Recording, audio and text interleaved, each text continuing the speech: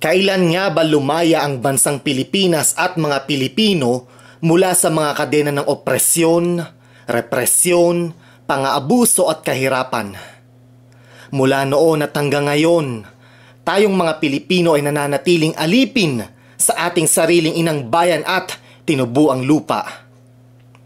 Ang tunay na kalayaan ay nasusukat at binabase sa kaayusan at kasaganahan ng pamumuhay ng bawat Pilipino.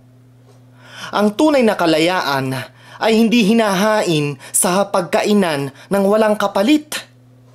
Ang tunay na kalayaan ay ipinaglalaban.